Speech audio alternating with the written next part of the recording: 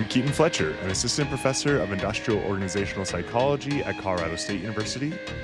And I'm Mariana Arvon, an organizational psychologist who specializes in organization and talent development. And this is Healthy Work. And welcome back to another episode of Healthy Work. I'm so excited today to be joined by friends and co-authors, not of mine, of each other's, because they wrote a book together. And I mean, they are friends of mine, but they're not co-authors of mine yet. True. One day.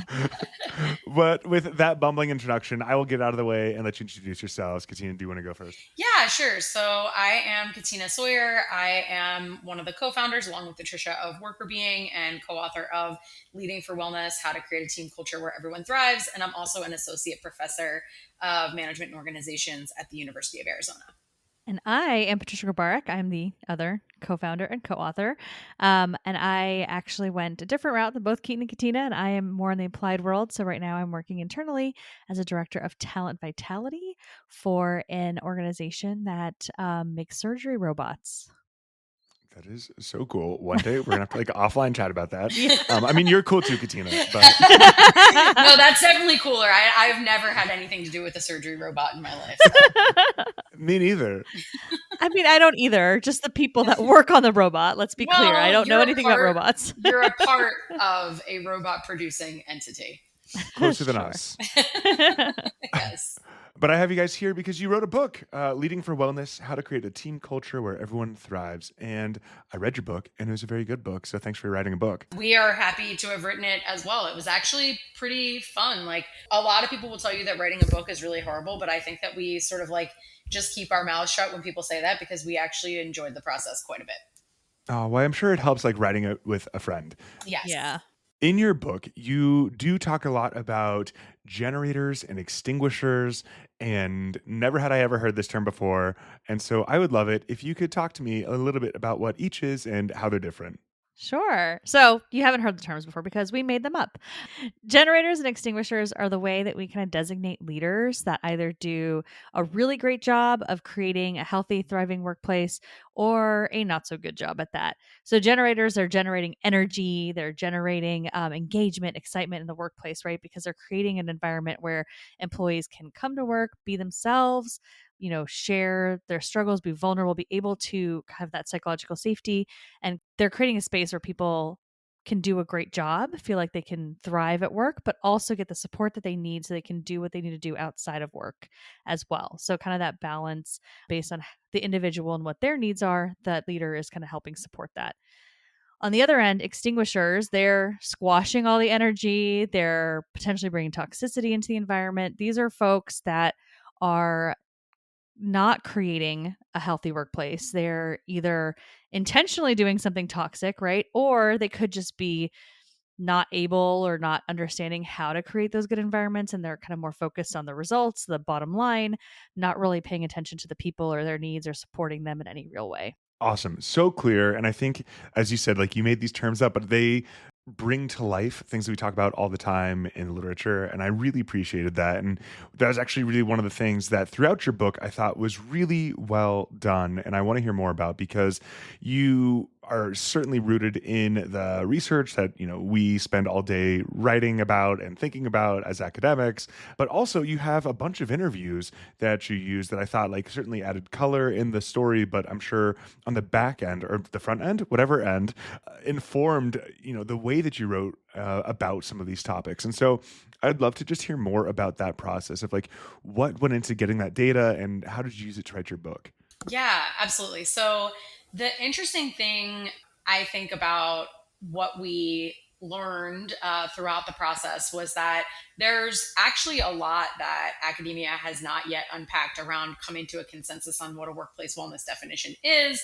Also, that a lot of what we think of in the literature as falling under that umbrella may not be what people mean in organizations when they say workplace wellness or what people are doing when they're trying to address workplace wellness. And so I think one of the biggest things that came out of our initial conversations around the book and how we wanted to tackle this kind of research process was that we needed to start inductively and start with qualitative research because it felt like there was a lot going on in the research and the literature on workplace wellness. And there wasn't a lot of grounded understanding through the lens of employees and leaders themselves what are people actually meaning when they say this, and how are they putting these wellness ideas into practice. And so we thought this was a really good opportunity to do some inductive qualitative work to get to the bottom of, what are people actually doing and thinking and feeling in real time. So we started with interviews to get a sense of what people meant by workplace wellness, but we also wanted to try to induce behaviors that people who were thought of as being exemplary at creating wellness focused workplaces were doing. So we didn't want to start with people who were nominating themselves as being really good at supporting workplace wellness, because who knows if their teams would agree with that statement. So what we really wanted to do was to find people who had worked for leaders who they personally felt were exemplary at supporting their workplace wellness and figure out what they were doing. And so just like you might do with the inductive process of building a scale, for example, we wanted to really get to like the behavioral background or what it was that people were actually doing that were leading to these perceptions, so that we could create a roadmap based on those actions. And once we had that framework induced from the qualitative data and those folks who reached out and said, yes, I have worked for a leader who was exemplary at this, and I would love to tell you about all the things that they did to make me feel that way about them. We then also validated our framework in a broader sample by collecting short responses in a field sample of employees across industries, and as well as gathering some more like demographic information to make sure that what this smaller sample of 50 people said actually resonated out to a broader sample. So we used a mixed methods approach to sort of triangulate our findings, and we feel really good about what we found and giving people the advice to follow these actions, because as it turns out, they also resonate with the broader literature. That makes a lot of sense. And I think it really played into just the way that you humanized the science and also humanized the work experience, taking leaders and making them seem like actual people and also highlighting that the generators make their followers feel like actual people who are valued. And so one thing that really stood out to me in your book, and that I think came from this process, is this notion of like firing your work self. So what do you mean by that, and why is it important? Yeah, so firing your work self, we really liked kind of thinking about it that way because people tend to have multiple personas, right? We tend to be one way at home and a different way at work. And there's some of that is necessary, right? There's some professional boundaries you don't want to cross, etc. But we do often see that leaders tend to kind of line up in and follow certain norms of leaders, right? You hear about leaders being more stoic. They don't have that emotionality. They're more logical. They're potentially, not really getting into the personal with folks. And those are kind of things that we see perpetuated time and time again in leaders and organizations. And as an employee that's growing into leadership or moving into more senior roles, you start to embody what the leaders around you have done, right? You start to kind of copy those norms and behave in certain ways that you think are what a leader should be doing. But what we all know from the literature, is authenticity and vulnerability at work is actually really important to creating safe, trusted spaces and trusted relationships. So when we talk about firing your work self, we are encouraging leaders to think about the differences between who they actually are and who they present themselves as in the work environment. And you can start small, just thinking through, what are things about you that your family would be surprised that people at work didn't know about you? Could be something as simple as like a hobby or something about your past or history or family life that is common knowledge to everybody else, but at work is hidden because it doesn't feel professional to you. And so you're not sharing those things. What we really want our leaders to be doing is bringing forward pieces of themselves to humanize the workplace, create themselves as real humans, but also so you're not losing parts of who you are, your values, what you care about when you go to work, just to line up into a mold that is archaic and outdated and doesn't actually help your team thrive and work effectively together. So firing your work self is taking that critical look at yourself and figuring out where those gaps are, where are you changing who you are to become a specific type of leader, and where can you scale that back and think through how to be more authentic to who you are so people get to know you and you can create those really meaningful relationships at work. I think it's such a cool idea. And like, even in your book, you talk about how like there's the concern that you might go too far, right? It reminds me of the scene in The Breakfast Club where that one girl like dumps her purse out or her bag out on the table. And like, I think, a lot of people worry that if they start to like divulge about their personal lives in the workplace, they're going to be seen as like just dumping their bag out or their emotional bag out. And, I think you talk about like how to handle that well. And I think your example of like how to start small is a really good way to not go straight to dumping your bag out on the table, but, humanizing yourself. And I just really enjoyed that. And like, what was cool too was that you didn't just stop there though with how the leader humanized themselves, but like you also talk about, person-centered planning or really thinking about how each of your followers is a different person and needs more. So I would just love to hear more on your end of, what do you mean by person-centered planning? What does that look like? Not only does your team want to know more about you and you as a person, not just, as your task related skills and what you bring to the table from a job related perspective. They want to know you on a deeper level. People also want to be known on a deeper level by their leader and to have those deeper level values and needs and considerations taken into account when planning happens. I think something that I've told many students over the years is just because you can do something doesn't mean you have to do something. And I think without knowing people on a deeper level, leaders can sometimes make plans for them or make assumptions about them based on what they can do, but it's not always what they want to do or what's best for them or what aligns with their life goals or what's going to make them happy in the long run, right? And so having this information more in depth about what makes people tick and what's valuable to them outside of their work life and all of these different things that go into making us people holistically, all of that information helps leaders to make better decisions and to plan better. It also helps them to solve people related problems better because they have a sense of, what it is that might be going on with somebody behind the scenes. They also have a sense of how someone might respond or react to certain things. So getting to know people better also has work related consequences, but it's really about setting aside that dedicated time to get to know your team members. And I think one of the main things that we hear when we bring up this idea of person-centered planning is like, well, I just don't have time to get to know everybody. But the reality is that these conversations don't have to be super long. We're not saying that you need to spend hours a week talking to your employees. Very short check-ins can give you a lot of really useful information. If you ask some questions about what's going on outside of work or what they have going on that they'd like to bring up to you, that can open the door for those conversations. They might say they don't have anything that they want to bring up right now, but at least on an ongoing basis, you're kind of opening that door.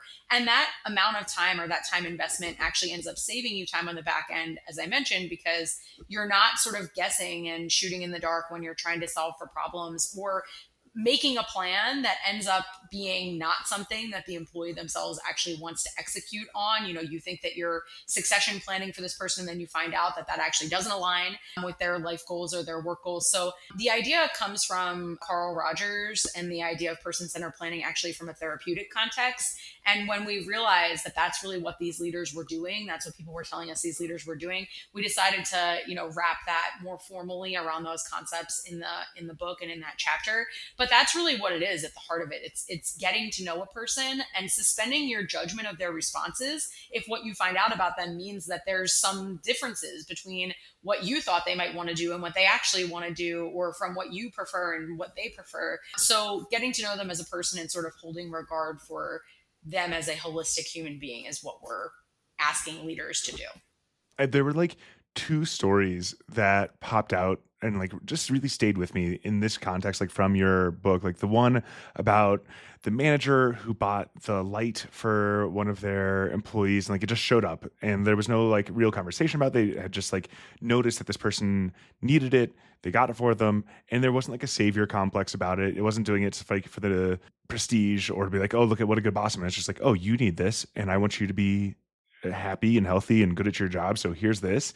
And then the other one of like the leader who I think became like a single parent and then suddenly realized like he had these expectations of like what a good worker looked like, but that wasn't, generalizable to everyone's situations now that he was in these. And so like trying to have sympathy or empathy, and I still get those confused, but like you do a great job in the book of talking about the difference between the two, but like being able to understand other people's situations without having to actually be in them and taking the time to have those conversations. And I think there's some really poignant anecdotes that I assume came from those interviews that really brought some of these ideas to life.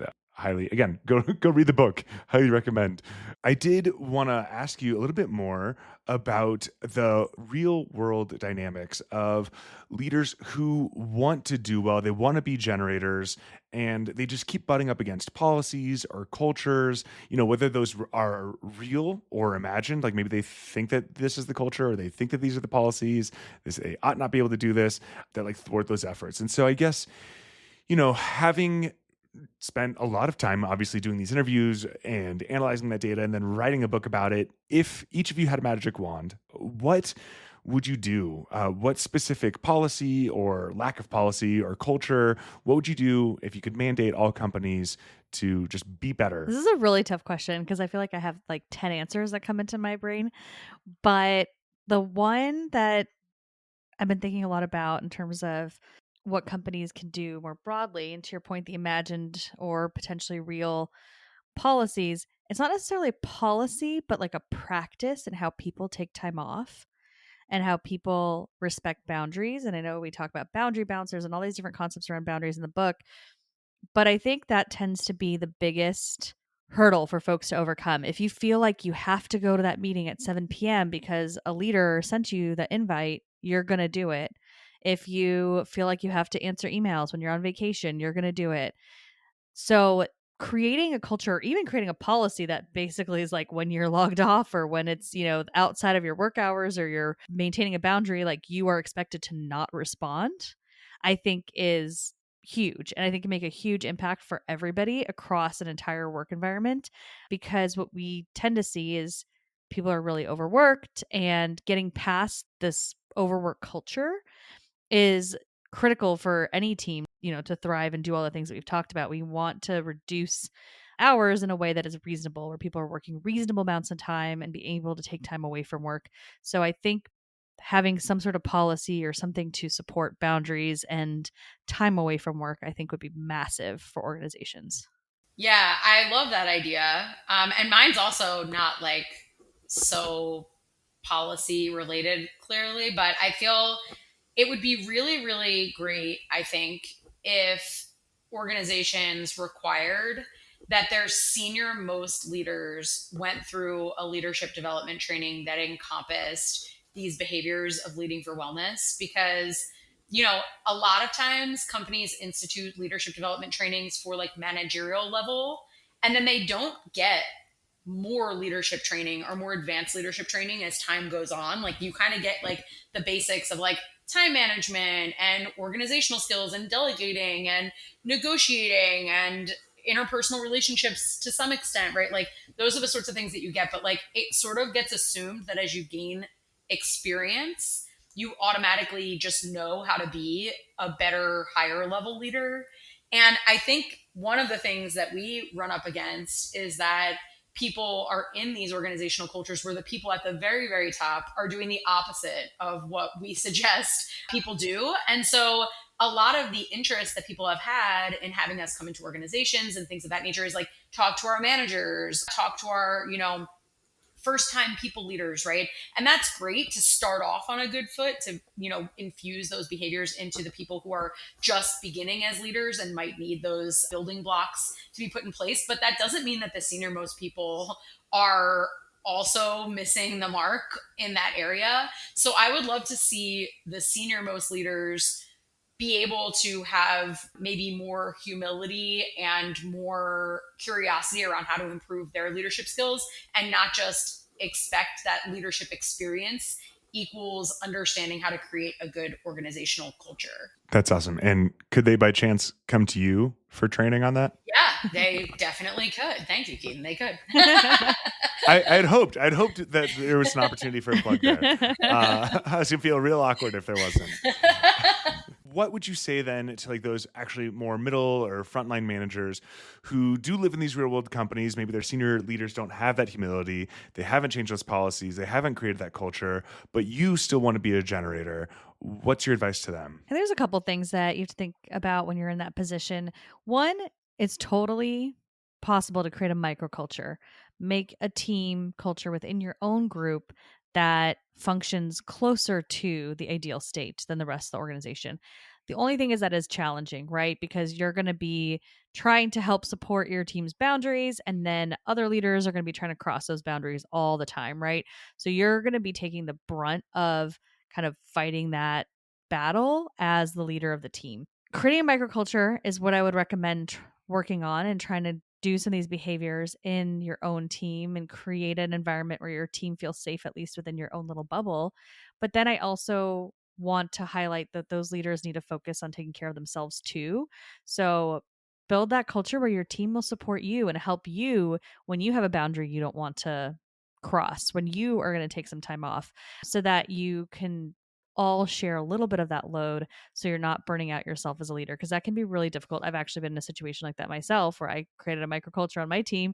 The rest of the organization was not so good, and I was constantly fighting that battle, and it did get me closer to burnout than I would have liked to admit at the time. So making sure that you take time for recovery if you're in that position, I think, is very, very critical. And finding people on your team that are upcoming leaders that are really invested in this too, to help support, so you're not the only one doing this. And, there's a lot of, I think, really sound and empirically grounded advice on how to do this in the book. And then your podcast, I remember you went more in depth about like how you operated as a boundary bouncer and created that subculture. That was really interesting and inspiring, and sort of a peek behind the scenes of how to apply this in the real world that maybe isn't exactly in the book. I don't think your personal experiences were represented in the book. And so there's a plug for your podcast as well. In your book, though, you do warn about places where well-intentioned leaders might like veer astray, of I want to be a generator and I got the chat GPT summary of this book. And so I'm going to go forth and do that. What do you think are like some tempting pitfalls that like leaders should avoid? Yeah, I think one that we actually decided to put in the book as like a sidebar after we were reading and rereading some of the chapters and thinking through, well, what are some of these things? We obviously want and believe in the value of being authentic and vulnerable and getting to know people, but you don't want to make people feel uncomfortable either. So there is a line where, you're not like, oh, I just shared with you that I have struggled in the past with anxiety. Now you tell me if you have any mental health conditions that you struggle with. Like you want to make sure that you're there are well-intentioned people who can ask questions that might make people feel awkward or out of place. So you really want to make sure that you're, disclosing things that you're comfortable disclosing, that show people that it's okay to disclose more personal information, but also then kind of leaving the door open so that people can disclose what they want to, but you're not asking more pointed questions that might be getting into uncomfortable territory for people where they actually don't want to reveal something. They might feel that others will stigmatize what they reveal. So I think like you can kind of go full force on that and feel, emboldened to ask those questions. And we would say, let the person decide what they want to disclose, as opposed to sort of guiding those questions in a more directed way. I also think that leaders can go full force on this and forget to take time to care for themselves. And so, in some of these challenges and barriers that people face in being a generator leader, being in a culture that's not as supportive, or having leaders above them who are pushing back or undoing some of the work that they're doing, really making sure that you're also keeping your own well-being on the radar, because we mention it so many times in the book, but it's really important that leaders themselves are also following this. So if you're burning out on trying to be a generator, that's actually not a good example to be setting. So really thinking about how your recovery time after work is being spent, making sure that you're also taking time to disconnect and caring for yourself, and like getting out and having fun and doing things that you like to do and replenishing yourself is also important, because some of those barriers can take up time and energy and mental space. And so making sure that you're not kind of like falling on the sword there, and taking time to really practice also what you're preaching to others. It always makes me think of those memes. I don't know if you've seen them, the millennial manager, right? Where it's like Yeah. cool millennial manager that's like letting people take time off or being super understanding, but then they're just taking the brunt of everything, right? And that is what we don't want to be. That's where you need your team to also help support and get kind of a community within your own microculture, so that you're not that, Katina said, fall on the sword, a millennial manager that's letting everyone else have a great time and you're really suffering. So important. Speaking of important, I think the work that you do, both, writing this book, but also more broadly, is so important. Why do you guys do this work? What drives you? So for me, it's really the fact that everyone spends so much time at work, right? In our culture, at least, people are at work for a large percentage of their lives, and we don't want it to be miserable. I want to see our work culture as a society shift and change to be one that is supportive of people having, passion and purpose and feeling good at work, and but also support their personal lives outside of that. So how can we bring science and meaningful frameworks to people to make work better while not losing the fact that we know businesses have to do things a certain way. They need to be productive. They need to make stakeholders happy, etc. So how can we make sure those two things work hand in hand? They very much do. But that's really what my driving force is. Like, I want people to be able to have fulfilling lives, and work is a big piece of that. Yeah. And for me, I think Patricia and I have very similar answers to this. So I agree with her answer and she'll agree with mine too. We sort of have multiple factors going on here driving this. But one of the other things that I think really pushes our work forward is the lack of good science communication. And, Keaton, your podcast helps a lot with this too. But there are not as many people as there could be out there in society who have really good scientific information and knowledge to share, who are sharing it in a way that resonates with a broader public audience. And that's really important, especially given, all the things that are going on in the world right now, and thinking about, real problems, and even thinking about more specific to this type of research, with people burnouts at a high in the last decade or so. And how do we solve for these problems? Well, there's like really good scientific research out there to help solve for it, but we're not really trained to be science communicators to some extent. We're really more trained to communicate academically and in front of academic audiences. And there isn't a lot of really great, or there hasn't been historically, it's getting more popular, role modeling around how to do that really well. And so I think that we thought we'd throw our hat in the ring to see if we might be able to bring some of this science to employees who might not otherwise come across it. Like I said, I think that your book is really accessible and you absolutely hit the mark on that science translation. And I'm sure it helps having that scientist practitioner partnership where you both have boots on the ground in both worlds. Where can people find you if they want to get in on some of that great work or benefit from it? And where can they buy your book? Yeah, so they can find us on our website, workrbeing.com, which is WORKRBEEING. And on our site, we have a book tab, so /book, which gives you links to all the different places you can buy our book. But really anywhere you can buy a book. You can go to Amazon, Barnes & Noble, Target, whatever. Our book is available to you. And also I'd recommend following us on LinkedIn. Like, we try to be pretty active on there, sharing, tidbits and things that we're learning and articles we're writing, etc. So it's a good place to connect with us. And you can always reach out to us that way or through contact@workrbeing.com. Awesome. Well, thank you both so much and enjoy the rest of your days. Thanks so much, Keaton. Healthy Work is a podcast written and executive produced by Keaton Fletcher and Mariana Arvon. This episode is produced, mixed, and edited by Keaton Fletcher. Artwork is by Keaton Fletcher. And our music is Zero, Microsong by Steve Combs. Please like us, follow us, and subscribe on whatever podcasting software you use. And please leave a review on the iTunes Store. It really does help get us out there.